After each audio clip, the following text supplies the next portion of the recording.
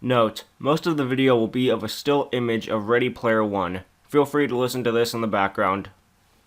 Well, I recently saw the movie Ready Player One, directed by Steven Spielberg and co-written by Ernest Cline. If you don't know this, the movie is based off of the book of the same name, written by Ernest Cline as well. There may be some spoilers in this review, but I will be mostly focusing on the characters, the movie's plot, and how good of an adaptation it is. So let's get started on the characters.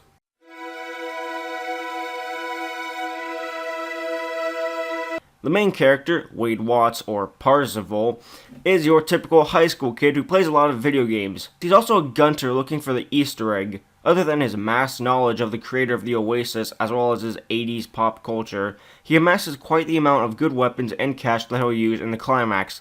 As for his personality, it's okay. He doesn't do anything to aggravate anyone on his team. He looks out for everyone on his team unless they're a background character. And he's not afraid to go after IOI or Nolan Sorrento. Fuck, those are hard to say.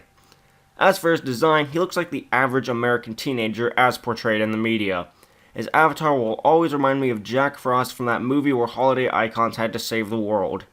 The relationship between him and Samantha/Artemis was handled well enough in my opinion. So let's move on to her now. The actress for Samantha was pretty cute. However, nobody could ever love her because of a birthmark around her right eye, which she usually kept hidden with her hair, but it's nothing bad. Unless you're super shallow, it's not that big of a deal. Her avatar itself was okay. Nothing really stood out other than she's like Zoe from League of Legends, facially, but is more alien. As a female character, she's pretty strong on her own, until she is captured by IOI somehow. I was getting popcorn and missed that scene. And even though she does get saved by the others, she still does something of great importance, so she isn't completely a damsel in distress, but I could see how some crazy people think she was. Because this is an homage to 80s pop culture, gotta have the black best friend, so let's talk about H. H's avatar is that of a cyborg orc, or a cyborg, if you will. Fun spoiler, H used the Master Chief's assault rifle from Halo 3 during the deathmatch scene. Anyways, H is the cool best friend for Parzival, and helps him quite a bit during the movie. Turns out, though, this close friend Parzival had was secretly a woman, but they both disregard that because of their strong friendship. Heck, H sacrifices their character in order to help Parzival reach the final gate. H is probably one of the best characters in the movie, and the greatest friend Parzival will ever have. Now that the main three of the high five have been talked about, let's look at the two, quote, brothers, unquote, Daito and Shoto. To be honest, they barely do anything other than help fight. Well, okay, Daito does quite a bit more than Shoto. If I had to say which of the two, quote, brothers, unquote, was my favorite, it'd be Daito since he actually did stuff. Of course, every adventure or rebellion story has to have a villain, and in this case, it's EA. Joking aside, Nolan Sorrento is our big bad, and his plan is to win the contest and fill players' HUDs, heads-up displays, with advertisements and probably also do some loot boxes down the line. He oversees an army of gamers with a board of experts on lore, pop culture, and even the creator of the Oasis himself. Is he intimidating? No. Like, he's just a plain businessman who wants to take over because of capitalistic greed. The only scary thing he ever does in the movie is blow up the home of Wade Watts, which was a tower of trailers, so there were a lot of casualties as well. He has an assassin lady, but she isn't threatening either. In fact, her scenes are practically pointless and could have easily been replaced by someone else. But Nolan does have a gaming expert who doesn't work for IOI. IROC, spelled with a 0, I believe. He's a generic muscle character, but he has more personality than both Nolan and his assassin lady. Hell, IROC did more than the other two. He took down a mech without using another mech and was the one to buy the stupidly overpowered force field. Finally, got all the characters out of the way, at least the important ones. So, let's move on to the plot.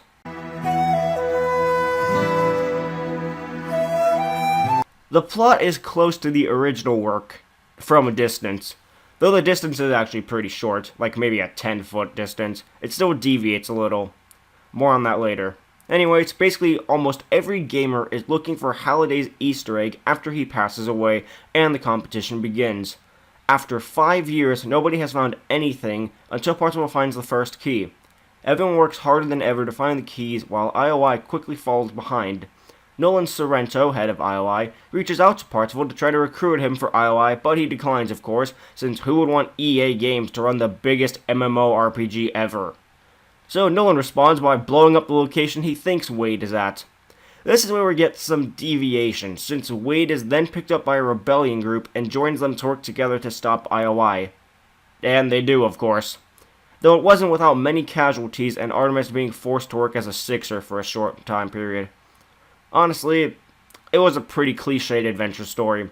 The main character is the one the universe loves. He has a beautiful love interest who is also a badass but still gets captured, black best friend, the muscle or muscles, and the villain has no good inside of them at all while hiding behind an army of their own creation. As a rebellion story, it still follows the outline by the books. The hero comes from the worst parts of the city, is picked up by the rebellion after some big event, somebody from the rebellion is captured and rescued, and the big villain goes after the hero only to be captured. There are some funny moments here and there, and it is able to keep a viewer's attention. There's never really a dull moment. Now then, time for the part that matters most to me. How good of an adaptation is the movie? The characters from the book I find more interesting, sadly. But that's because the book has the ability to expand upon things, whereas a movie is limited to a 2-hour time span. H is still best friends and is still the same ethnicity and sex and still has one of the funniest lines in my book. Daido and Shoto both did little in the long run, but we got more character for them in the book, being depicted as honorable and badass players, also giving Parzival one of the items he uses against Nolan near the end. As for Artemis and Parzival's relationship, it was better in the book. Spoilers if you haven't read the book, but the two actually meet face to face near the end of the book, which made it a better ending in my opinion, because they can officially start a relationship properly, but also have enough info on one another to know that there is a love between them. Also, Og was better in the book despite doing very little in both. The movie also shortens the plot of the book by taking out the gates and replacing it with a single gate that requires all the keys. The book had a gate to be found and completed after the key was found. Hell, most of the keys and gate locations were changed, which I am okay with. However, the rebellion plot only came in about near the end of the book, as the High Five usually worked independently of one another until it was necessary. I also think that Nolan Sorrento in the book would be ashamed of the movie's Nolan Sorrento. The book version seemed more like an actual threat and would hate it when somebody failed. Hell, he took control of one of the Sixers' avatars when he died so he could stop Parzival. He wanted the killing blow. The movie's version failed to kill Parzival even when he had a clean shot. It's probably sounding like I abhorred this movie, but it's just because I loved the source material so much. However, there are some things in the movie that I did like. One of them actually being IROC, which probably sounds weird because he's a generic villain supplier. However, in the book, he was mentioned about only one time. In the movie, we see who IROC is, sort of, and his relationship with IOI. Plus, it gives an answer to how IOI actually got the catalyst in the first place. Character-wise, he was interesting, even if I thought he sounded like Jack Black. But in my defense, I saw a trailer for a Jack Black movie, so he was fresh on the mind. Another thing I liked was the introduction that established the landscape of the film. Not only that, but you see so many people outside and inside playing with the Oasis VR tech and logged on. It just shows the vastness and popularity of the game. Plus, the scene with the Japanese guy losing everything in-game and attempting to jump out a window shows how much this game means, as if you die, you lose everything. There is no backup or respawn. Aside from those few scenes in IROC, it was visually pleasing. So to recap, it did poorly as an adaptation, did average as a standalone adventure rebellion story, had a few good scenes, and its visuals looked great.